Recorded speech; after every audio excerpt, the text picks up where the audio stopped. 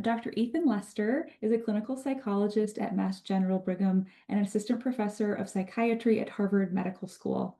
Ethan has many years of experience working across neurology, ophthalmology, rehabilitation, and psychiatry.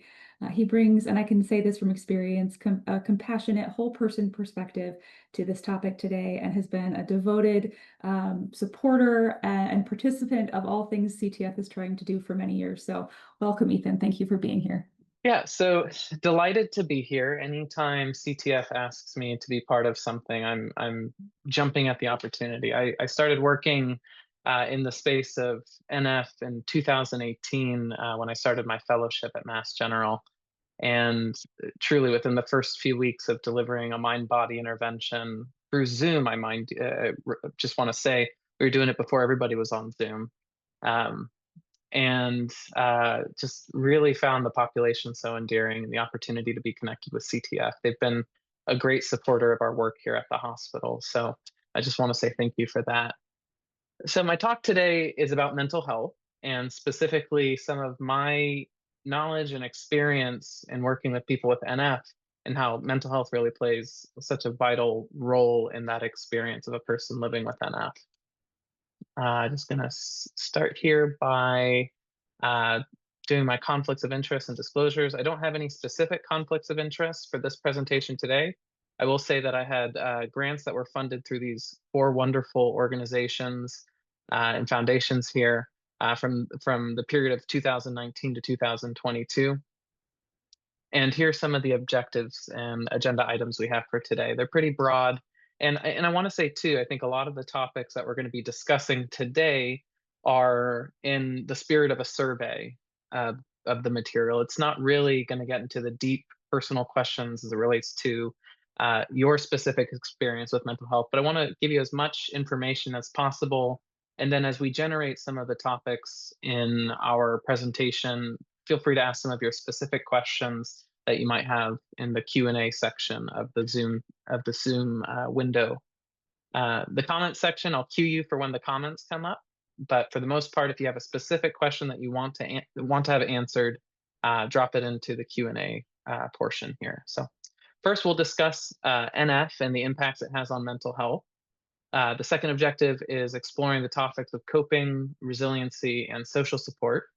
And the third is trying to generate some ways for your own mental health and coping with NF, ways of improving that experience for yourself.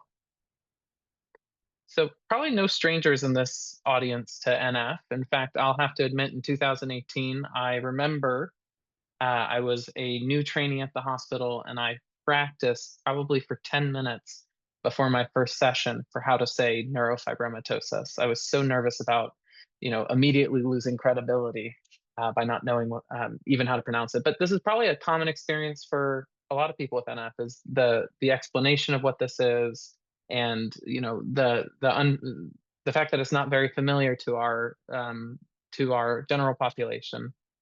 There's three different types: NF1, NF2 related schwannomatosis, what we called not too long ago NF2, and schwannomatosis, the three different types. And I'm giving a warning here because I can imagine if you were just joining for this part of the talk and you said, "Oh, I gotta leave at like 3:15," I would give you all of these statistics and pieces of the mental health experience of people with NF, and you say, "Gosh, this kind of bleak, kind of a bummer to hear." But I want you to stay with me because the topic itself can be a bit heavy, as mental health is. But we're talking not just about mental health, but also its counterpart, being able to enhance your resiliency and ability to cope with the challenges that come with NF. So do your best, stay with me as I talk through some of the specific challenges that come with NF. So the first fact is mental health challenges are common for people with NF. This is not, this actually isn't consistent with the general population. The rates of mental health challenges for people with NF are actually higher than the general population.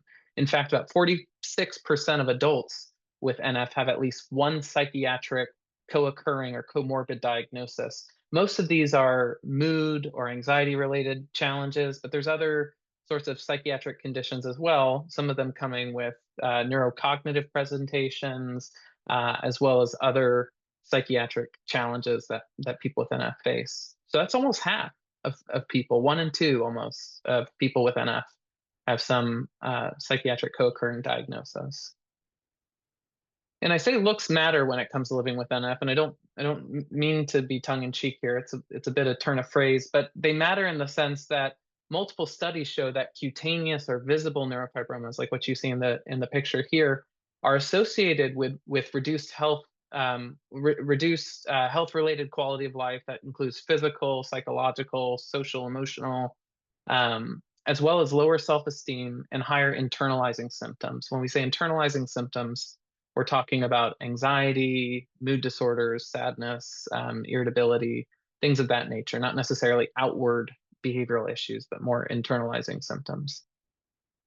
And even if you can't see NF, such in the case sometimes with NF2 related schwannomatosis and even NF1 as well, um, these individuals still have significantly lower quality of life as measured by some of our quality of life scores, our measurements that we use, and uh, especially in areas of physical functioning, pain, emotional well-being, and overall social interactions that they have with others. So even if you can't see it, people with NF are still experiencing quite a big impact on their quality of life. And if feeling bad wasn't enough, people with NF also experience what I said, those internalizing symptoms, but also internalized stigma. Not only do you feel bad, but you've internalized some of the ways that other people you perceive are feeling about you or might actually be feeling about you.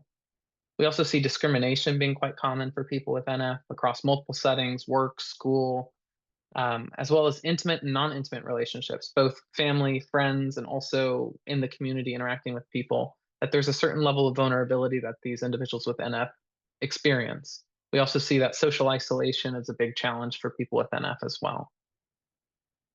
And stigma, this piece of the experience, where it's hard to talk about or recognize that you have these challenges, will prevent people from seeking the mental health care that they need really when they need it the most. And that's maybe one of the most unfortunate pieces of stigma, is that it really keeps people stuck and trapped and isolated because of that perceived fear or vulnerability they experience when seeking help. And last, NF can be a family matter, not just genetically, but when comparing parents of children with NF to parents of children without NF in this study, the parenting stress was actually similar. It's hard being a parent, and I know this in parenting an almost 3-year-old. There's no easy way to parent.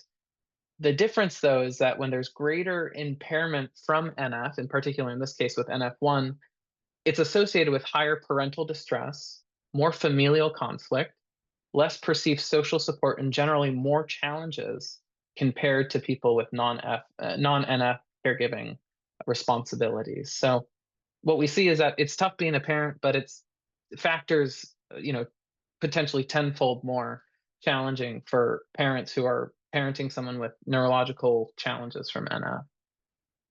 So, in summary, thank you for sticking with me. I promise we'll get to the encouraging pieces of this talk. But regardless of NF type, we can say that people with NF have greater emotional distress. There are some cases of suicidality as well, both in terms of ideation and plans and attempts and completion. So that's obviously a terrible mental health outcome.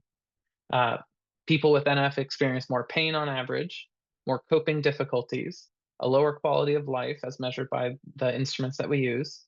They experience significant stigma as it relates to mental health. There's a negative family impact, and this is all compared to the general population. So, in comparison to those who don't have NF or who aren't caregiving for someone with NF, we see that these challenges are much greater for those people than in the general population. All right. I hope you're still with me. Let's all take a deep breath. That's certainly a lot to take in. And not intentionally, but I get through that material pretty quickly because kind of like preaching to the choir.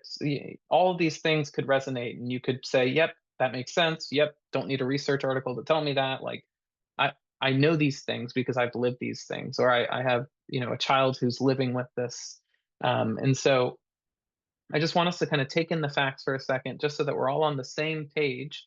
Because actually, when we're talking about stigma and mental health, the first way of addressing that is to just build an awareness about what we're talking about. And this is, we're all kind of swimming in the same material now. And the next piece is actually enhancing our knowledge, being not just aware of what's happening, but understanding why it's happening and what we can do about it. And then the third piece of this model is to actually deliver some skills to help us better cope with the challenges that we're aware of and that we have some knowledge about. So I hope I gave everybody a minute. I should take a deep breath too. All right. And I've also found there's no empirical data for this, but I've found that my talks with a cat tend to do better than my talks without a cat. So here's your cat. I hope that makes everybody feel a little better. Um, so it's Zoom chat time. And I'm just going to throw this out there. Feel free to take about 30 seconds to respond. What keeps you strong when living with NF? Or what have you observed keeping your loved ones strong when living with NF? I'm going to stop sharing for a second just so I can peep the chat as well.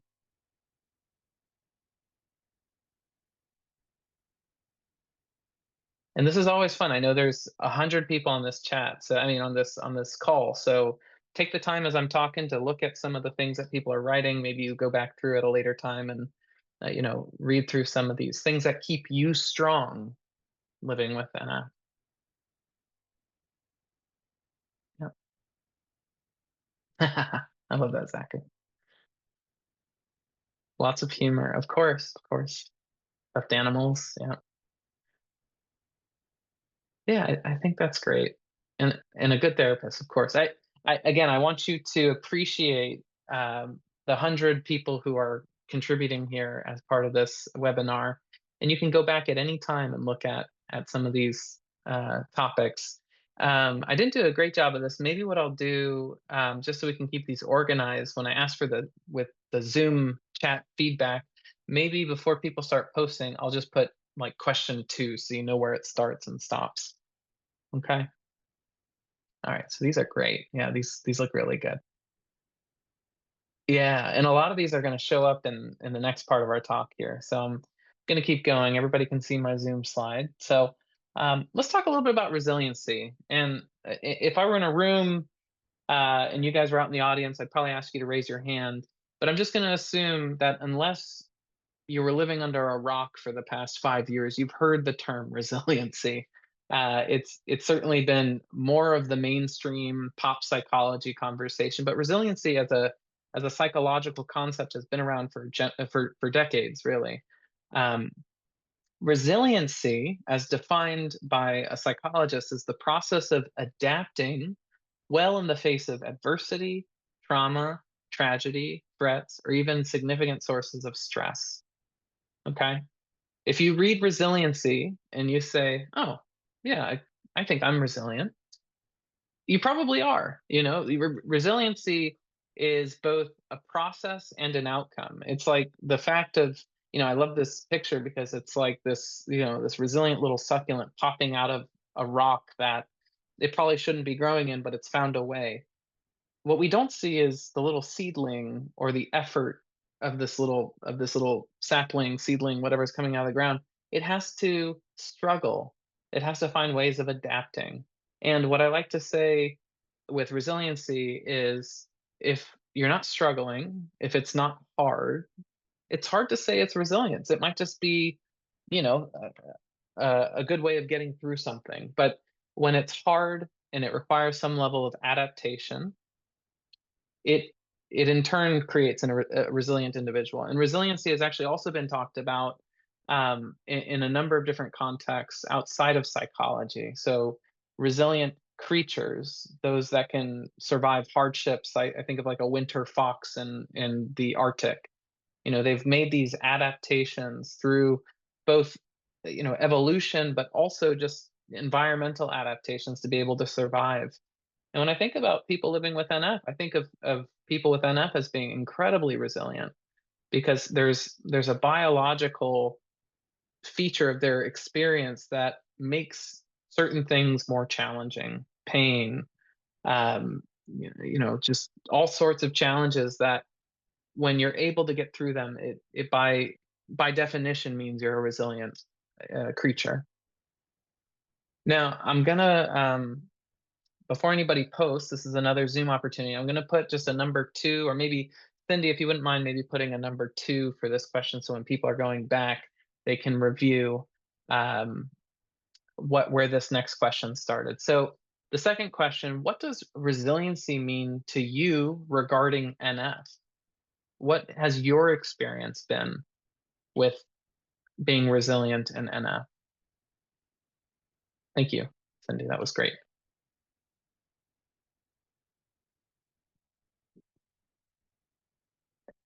Yeah, and I'll look for people's answers here. It's always, especially in these webinars, it's so good to still have that community aspect. Improve, adapt. I love that.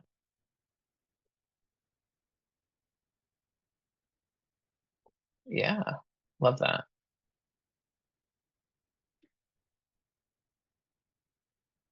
Yeah, resilience is such an important piece of the experience because it would be hard again to read all of those first chunk of slides saying how hard it is living with NF, both personally, interpersonally, familially. But there's a fact that all of you have made adaptations and that you've found ways to cope. And that's what we're going to spend a lot of our next part of our talk really discussing here. So keep posting. I'm excited to read these too. I'm actually one of the things that's hard about presenting is that I would love to just sit here and read all of these comments, but they're asking me to present, so I should probably do that. So yeah, these are so good. Excellent. Thank you so much for sharing. So yeah, if you wanna keep writing, share what does resiliency mean to you regarding NF, and I'll keep going here. Just like resiliency, where I said if you've been living under a rock for 5 years, maybe you haven't heard what resiliency means.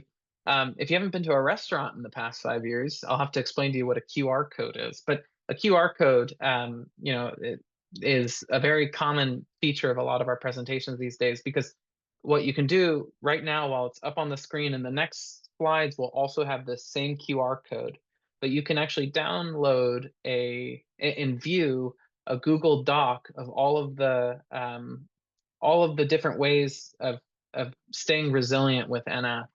And there are citations for each different method of doing it. There's a nice little chart here, but I'll go into detail for each one. So if you get a chance, you can open up your phone just like I did here, and it pulls up the document that you can certainly read on your own. You can't really see it, but um, I love it because it winds up almost being like its own kind of handout. If you were in person, I would have given this to you walking in the door. Here, you get to have it just right away and have something to look at too. It was really fun creating this presentation, in part because the topic is so near and dear to my heart. But every year when I've gone to the CTF NF Summit or the conference, I'm looking at these authors, the key evidence, the third column. I see colleagues, Frank Bono and Vanessa Merker, and it's fun to be part of this work and to see familiar faces, and that's one of the most endearing parts of this community too, is that it's like you just really get to know the people. And every conference I go to, I see somebody that I've either worked with personally through our groups that we offered at the hospital, or colleagues that I've gotten to collaborate with. So all right, so we're going to dive in here. I hope like I said, each slide is going to have that QR code in the top right. So if you missed it on that slide or you closed out of it, you want to reopen it, feel free. So first of all, when we're talking about staying resilient with NF, from my own discipline and my own perspective, I think that one, psychology, how they think and how they feel, and then how they make sense of the meaning making is such a vital part of staying resilient with NF. There's a couple great research articles here that I think characterize what I'm trying to say even better in more of a scientific um, way. But I'm just going to summarize a couple of notes from these articles. So number one, higher resilience, how it's measured. We have a few different measurements that really capture the essence of what resiliency means. That adaptation, ability to bounce back. Higher resiliency scores correlate with lower mental health issues. So lower depression, lower anxiety, and actually an overall better quality of life. So that's really great. These are things that you can work on to actually improve the mental health components, and that just means building up some of these ways of staying resilient. Effective coping strategies which enhance resiliency. This was some of our program. Actually, at the hospital, we had an 8-week virtual program for patients with NF. We were offering a resiliency program where we were enhancing some of their coping through problem solving techniques, acceptance strategies. Someone wrote humor in the chat, increasing positive affect and humor, and that cognitive behavioral therapy components of positive reframing, cognitive restructuring. All of these things help individuals make sense of the thinking and feeling that comes with living with a chronic illness like NF. We also know that the inverse is true, that when people are avoiding negative thoughts and feelings, and also things that cause negative thoughts and feelings, or they're in denial when it comes to how challenging certain things are because of their illnesses, these actually predict poorer outcomes in resiliency and coping with NF. So, if there was one suggestion I'd make from this slide, it's really to check in with yourself, or if you have a therapist, check in with your therapist and ask, are the things that I'm feeling, are the things that I'm thinking, are the things that I'm doing, am I in touch? Am I really keeping up with how all of this is impacting me? And avoidance and denial isn't necessarily a bad thing. It's just not a terribly effective way of coping. In the moment, if there's a lot of turbulence on a plane, I might distract myself with my phone. But if the whole flight is turbulent, at a certain point, no level of distraction is going to help me not deal with the feelings I'm having, which are, I'm feeling kind of worried or nervous. And so, to be able to cope with that requires us to be in touch with that experience. And for many individuals with NF, we see that this psychology, this thinking and feeling, and also the meaning making helps people feel like they're better able to advocate for themselves, and they find that they actually have a level of personal growth and satisfaction with their pursuit of trying to maintain their resilience. And we see that people actually have quite a bit more gratitude with their current situation when they get in touch with some of those thoughts and feelings, and find a way to process them and make meaning. So, number one, I think psychology and mental health is such a big piece of the experience. And I think that's why everybody's here today. We actually, as part of our program, we have a gratitude homework assignment where we have patients, not because we're trying to just get them to feel better, but gratitude and the practice of gratitude and appreciation is actually a habit. For 8 weeks, we have people write down 3 things they're grateful for each day. And over the course of 8 weeks, what you see is people's experience of gratitude, appreciation, positive emotional qualities. These things go up over the course of the 8 weeks and actually can maintain for several weeks or months even after the intervention. So I think that's a very, very positive indicator of resilience and adaptation. Reframing, just as from a cognitive behavioral therapy standpoint, it's not necessarily needs to be the core of your identity that you're a person living with NF, but integration of that identity, saying, yeah, this is part of the experience, and I don't need to deny myself this piece of who I am or what I am challenged with just because it doesn't really fit in different places. To live authentically as yourself and to try and reframe NF as really part of you but not all of you, is such an important piece of the psychology and meaning making work that we see in this population. All right, social support. I've kind of crammed some of those from the what's the chart. I kind of crammed some of them together as they cluster. So we'll cover these together. But if you're looking at the PowerPoint, or not the PowerPoint, the handout, you'll see each of these categories separately as well. All right, so what we see for people with NF living resiliently and with good mental health, that one of the strongest predictors is social support. Having a good family, having great peers and friends, and the beauty of something like CTF is this NF community, both where you get to share knowledge of what NF is and how people have coped with it, but also that emotional connection actually helps people feel better. simply put. I mean, we could talk about all the psychological measurements of the impact of having a community and feeling well connected, what it does for depression, anxiety, but at its heart, you just feel better when you're connected and you have that sense of social support. So again, another recommendation would be to just go after some of these communities and really you know, dive right in and get to know what resources are out there. The peer networks are also great in reducing social isolation and stigma. Hearing from other people with NF, and in fact, just hearing from other people who are struggling with mental health, it doesn't even need to be NF. Hearing that you're not the only one going through something difficult helps create perspective. It gives you a sense of, what it is you're going through compared to what other people are going through. It reduces that isolation and it breaks down some of those walls that we build to try and, contain our experience and not really feel as vulnerable. But in the long term, we break down those walls, we have less stigma, we have more support. It's a win for everybody. Related to stigma, I think that open communication, we talk about family stress and I'm not a child expert by any means. I did a few graduate coursework in child psychology and practicum, but that's not my area of focus. I work mostly with adults and older adults. But when we're talking about family systems and family stress, this ability to communicate effectively with your child about their fears, their anxieties, what their perceived sense of responsibility is or not when it comes to their illness. I actually had a question come to me before this talk about that, which I really took to heart. But it's hard for kids to really make sense of these really complicated illnesses.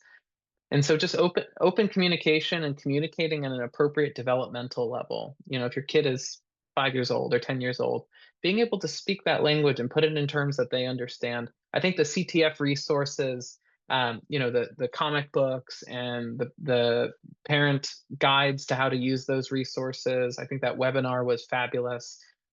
Just to be able to help people use these resources and help create that direct line of communication with your kid at their level is going to be really, really important for building resiliency in our children with NF.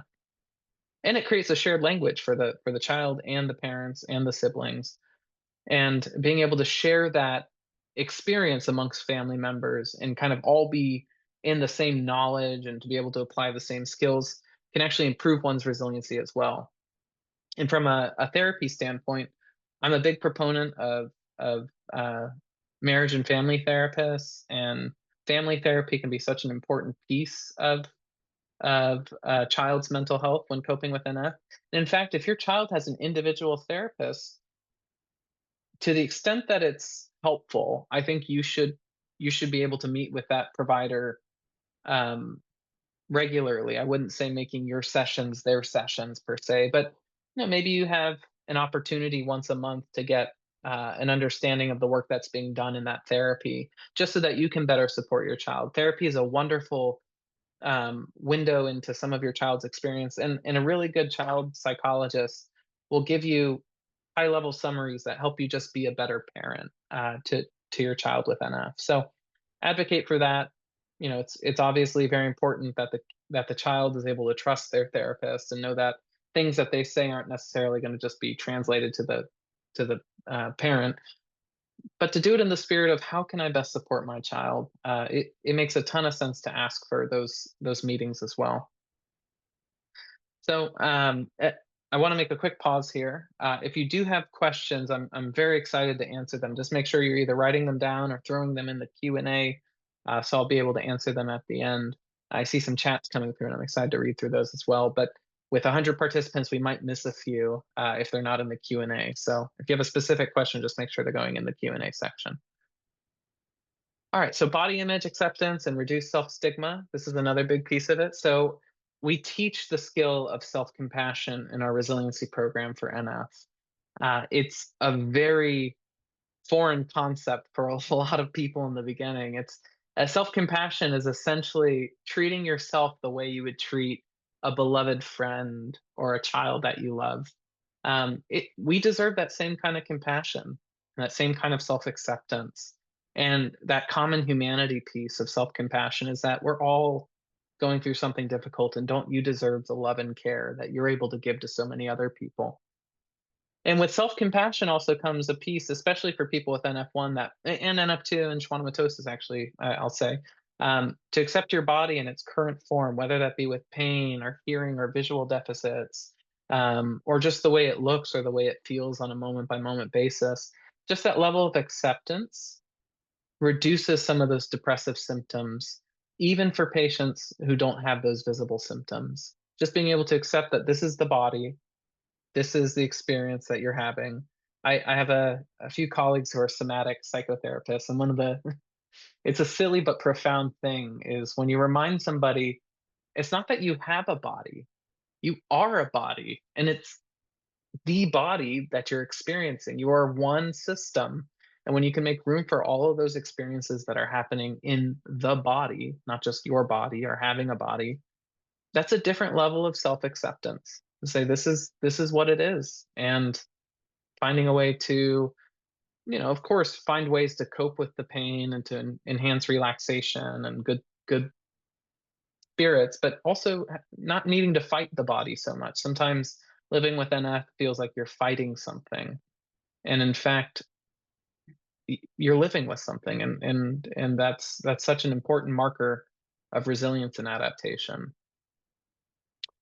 And appearance neutral. I mean, you don't necessarily need to get to the other side of things where it's you feel great about your body, but to not feel so bad about it, to let the pendulum not necessarily swing all the way to the other side, but to just kind of get to a center base and to be able to say, yeah, this is my body. And being able to just accept that piece fosters so much more confidence, especially in social engagements. Um, I read in the chat, but I'm remembering a comment I had from one of my patients during one of the groups is that it was summertime. We were running the groups, and she would go to her local community pool, and she had NF1 and the cutaneous neurofibromas. And the first few times she got in the pool, she was very nervous because she could tell people were looking at her. Um, Through the group, we didn't have to convince her of the polar opposite of there's nothing wrong.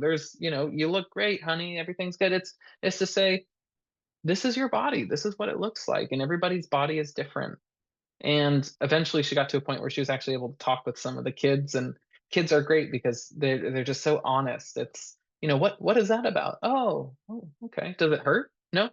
Okay, can I touch it? Right? Like that's just it's an amazing thing. And I think sometimes kids give us that permission to feel okay with whatever we're struggling with, because we learn these things too. It's not just that we don't like them, it's that over time we've maybe formed opinions or ideas about certain appearances. So it's a good reminder.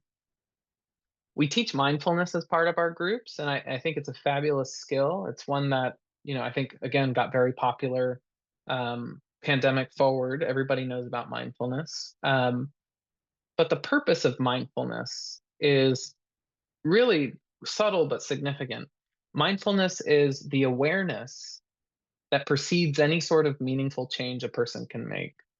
It would be great if we just changed our habits on a whim, or we changed our habits that we have because all of a sudden we were struck with inspiration. But in reality, most habits that aren't working for us only happen because we've made a conscious, mindful effort to try and modify it.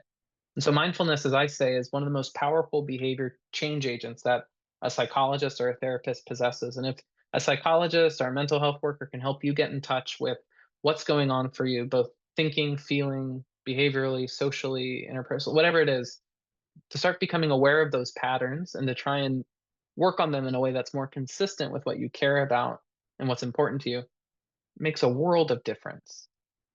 Such a world of difference. And just in relation to light or moderate exercise, I think the relationship that some of my patients with NF have had with their bodies is that their bodies are working against them, or it doesn't feel good, so they don't want to do the physical activity. It doesn't need to be exercise. You don't need to break a sweat per se, but even to the extent of like, I don't enjoy standing anymore because of how much it hurts. To actually reprocess some of those mental and emotional relationships you have to your body through exercise, it's like exposure. It's like saying, I'm going to feel this thing and it's not going to be comfortable, but it's also not going to be the worst thing in the world. And by getting more exercise and physical activity, you can actually reduce your stress. It's something we teach in the program that sometimes just getting it out of your system physically helps you feel better mentally and emotionally. All right. This comes from one of my colleagues, a great paper, just talking about some of the specialty clinics. But you know, none of this really works if we're not keeping up with our health. And we're talking about a chronic medical illness here, and can't understate how important it is to have some of these points of contact, whether they be in specialty clinics and follow-ups. If you have multiple medical challenges, to be able to really organize yourself in a way, no, not just from a practical standpoint, but from a psychological standpoint. It gives you a sense of control, a sense of taking things seriously and taking them into your own hands, and that can produce a lot of psychological strength. It helps you feel like you're doing something about the challenges you're facing. So these specialty clinics, especially talking with someone who really knows the illness and who can really give you some good recommendations, I really can't understate how important these specialty clinics are and these centers for excellence. Being able to coordinate the care too. So, you have three different providers, let's say, and you have NF and maybe one or two other medical or mental health concerns. Um, just being able to coordinate those pieces of care. I remember hearing from one of my patients in the group, they had just transitioned their care and they were meeting with a general neurologist in a new city they were living in. And there was a request from the previous provider for a full body MRI, which is very common for people with NF. Um, and the neurologist looked like he had seen a ghost when he read the MRI report in the follow up visit. And he's looking at the patient. He says, I don't know how to tell you this, but it's pretty bad. I mean, these scans. And the patient says, "Well, I have NF. I mean, I know. What are you talking about?" He's like, "Oh, okay." Like, but these sorts of things. Like, if you're not sharing with your doctor the challenges and trying to coordinate the care, you can really miss out on high quality care, and that produces a lot of anxiety too, because not working with somebody or working with somebody who doesn't know a lot about NF can sometimes create some anxiety that you wouldn't maybe otherwise have with someone who really knows this illness, both from a physical standpoint and a mental and emotional psychological standpoint as well. Health literacy is so important for maintaining good mental health. Just understanding NS, getting on the CTF website, reading the facts, maybe reading a few white papers or academic papers. It's it's actually a decent treatment for reporting better mental health. The better you understand something, the less it scares you, the less it causes you low mood or hopelessness because you have an understanding of it. It's not always going to make you feel great, but just having a better understanding, it's amazing. I mean, it's like its own form of intervention. It's just medical knowledge and literacy gives people a sense of control and actually a sense of understanding and peace. So I can't get on the CTF website and other organization websites if you have questions about the specifics of NF. All right, last question I think for the Zoom. I just listed a bunch of different things. I just want to hear from people in the chat. What works best for you? I mean, when you look at these things, is it the psychological piece? Is it the social piece? Uh, Excellent. Thank you so much, Cindy. And being able to maybe target that. It doesn't have to be exactly what we just talked about, but if you have something that's similar or different, go ahead and post in the chat. What works best for you when trying to enhance your resiliency with a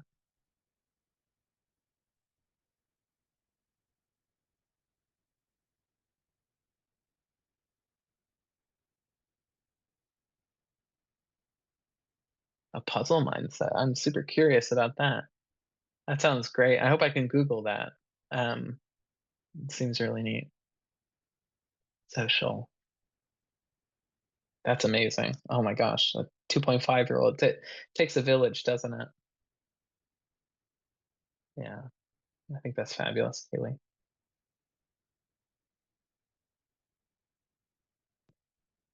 And on that note, too, I mean, it's a point of education for people too. I mean, I think people are very willing to learn if they're given the right opportunity to do so. And so getting your community involved and not feeling like you need to keep things from people if you feel like you can get good support.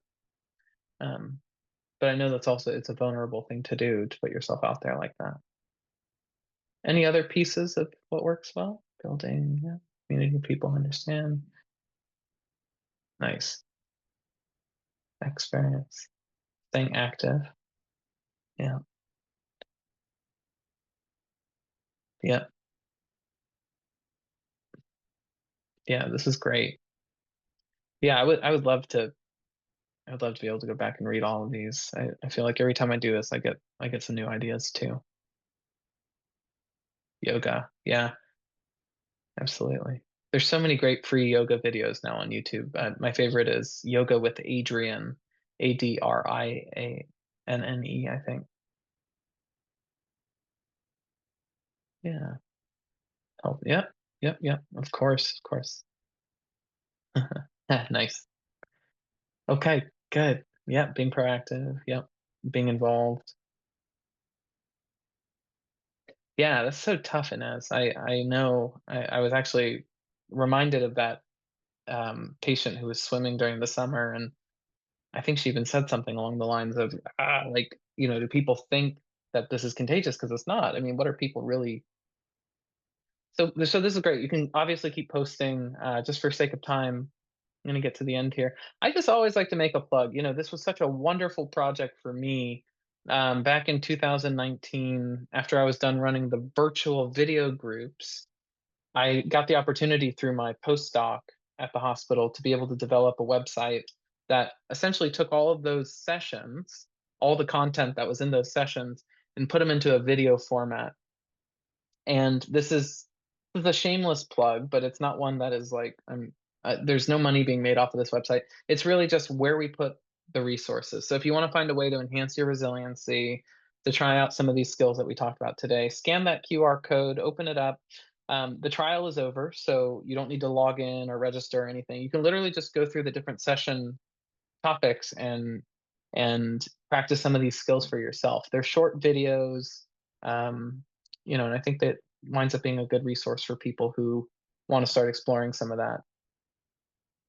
And I can't mention enough. I mean, like I said, this is a survey of big topics in mental health and resiliency. But when it comes to your specific challenge, you may want to explore this with a professional, especially if these aren't just what feel like everyday stressors, but you're starting to have trouble getting out of bed in the morning, or you're having trouble with your child feeling quite anxious time and again for the same sorts of issues as it relates to NF. It would be important to consult with a mental health professional. I really think that there's some excellent resources out there. Psychology Today is one of the best directories we have. You can search by zip code, by insurance, by specific issue, although they don't have NF listed, but they have medical illness, child psychology, et cetera, et cetera. Hello Alma is similar. It kind of takes that directory idea and kind of puts the providers right in front of you so you can try and do that initial consult and get a good feel for them. And then this Find a Therapist, ABCT. If I had to rank order this, that's actually the order they'd come in. I'd start with Psychology Today. Find a Therapist, ABCT, looks a little bit more at the specific mental health challenges beyond just the illness adjustment. So if you're having trouble with depression or OCD or trauma, these sorts of resources can be helpful too.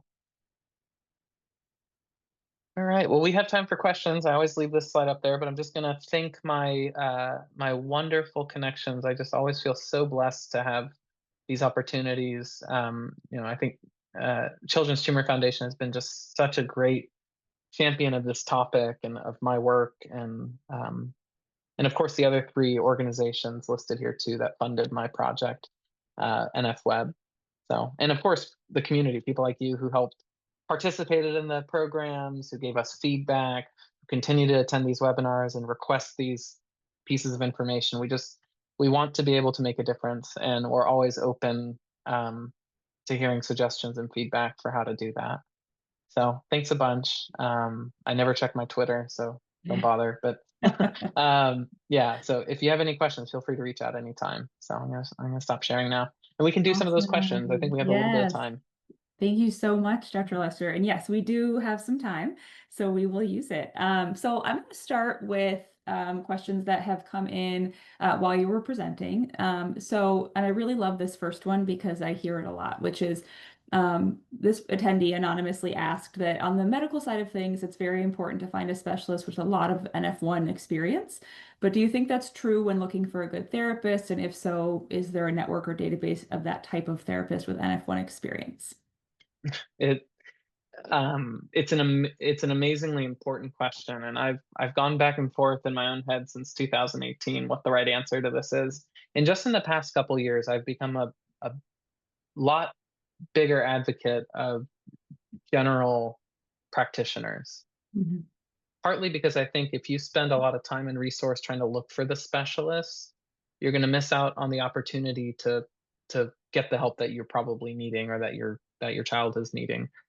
I think at our core, mental health providers and psychologists and counselors, we're curious, empathic people who, if you give us a chance to learn and you give us a little bit of patience, we will get there. And maybe that means having a joint session, if it's your child, having a joint session to help them understand what it is NF is and is not.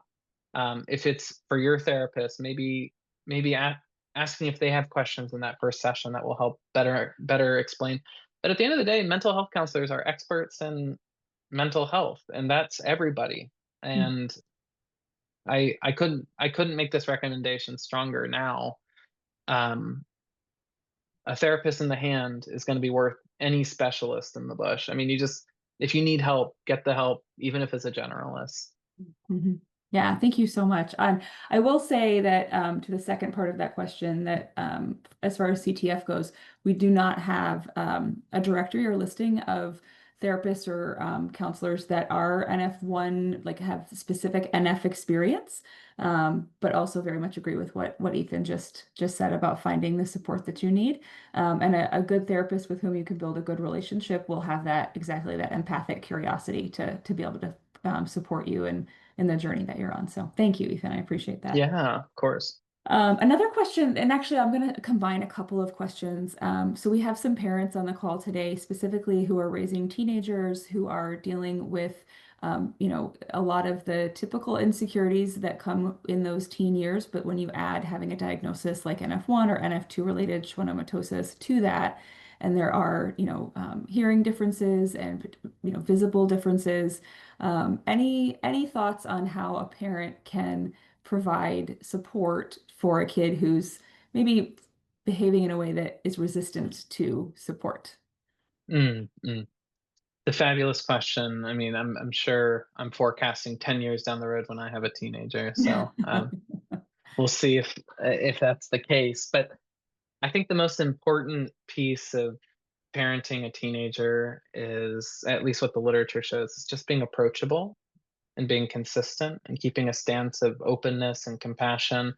I mean, the teen years are just, I mean, they call them the thunderstorm of development. It's just you really get so much of the weather and you miss the climate. You miss kind of what's underlying so much of these challenges they're facing.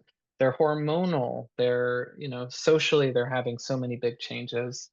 Um, I think if you're concerned about your child, it's important to be curious about that, but it's also okay to kind of take some of those efforts into your own hands as their parent, and to be able to suggest that they do some kind of counseling. Mhm. Um,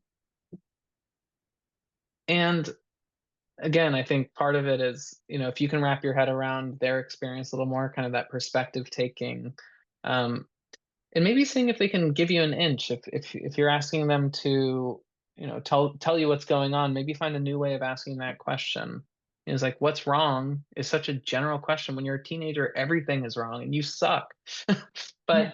but maybe you can get more specific with that question of, like, I'm curious, since that last visit with our doctor, you've been seeming a little bit more upset. Have you been feeling discouraged by how we're managing X? And getting more specific with your teenager, I think, can be a big help.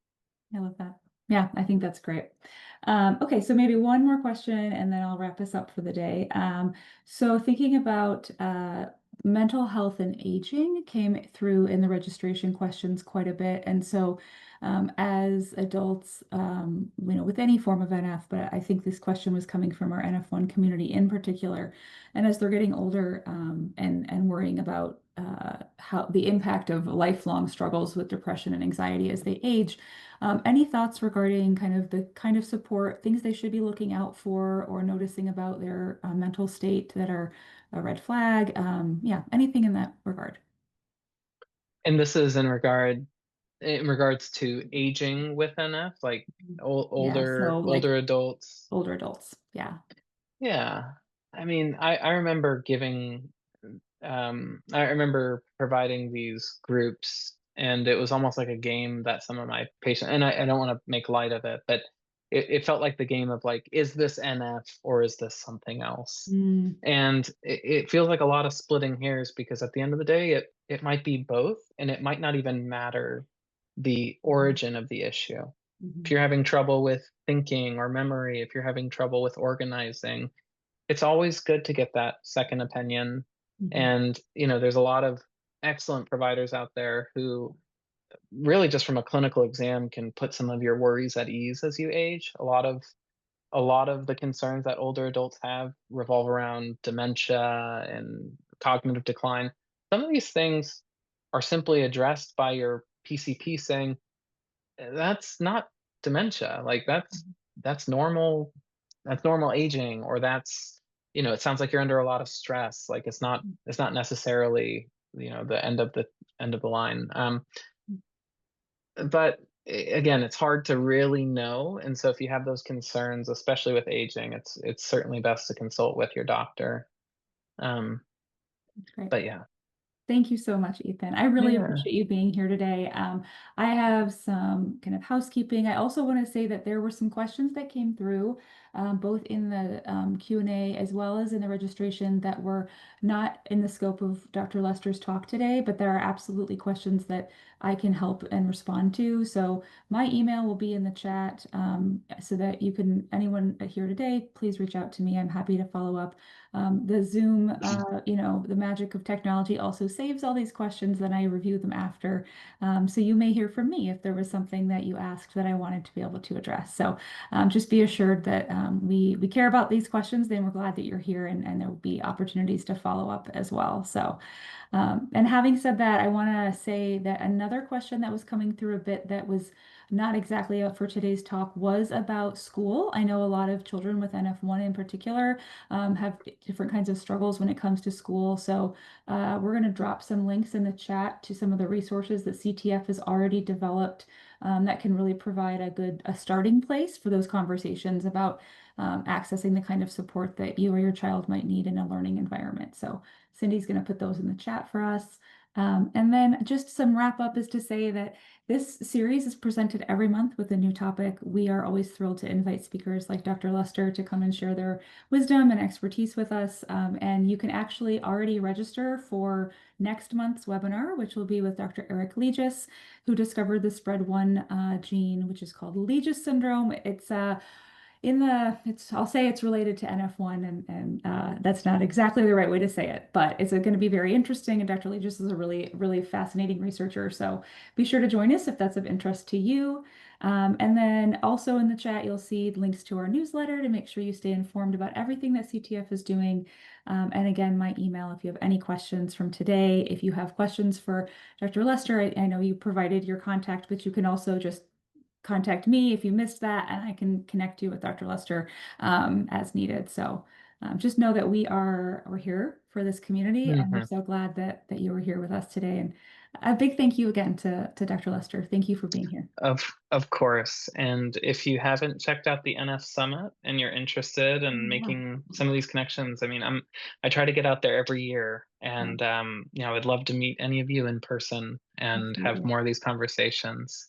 And I Absolutely. did see, just so Kate, I did see some of the questions, and certainly there's some important ones there. So um, I can't say I have the answers to them, but reaching out to Kate and her putting you in touch with me, or however you want to do that, I'm happy to take if not a good answer for you, at least to try and take some of the responsibility of like trying to help you find a good answer, because I know these are Yes. really tough questions. So Yeah, that's very well said. That's exactly what it is. Happy to help own some of the responsibility to find the resources that are needed. So that's well yeah, said. We good. did, and Dr. Lester does join us at Summit most years. And so if you've never heard of the NF Summit, then make sure you sign up for our newsletter because you'll hear lots about it. We'll be in Denver in 2026 from July 9th to the 11th.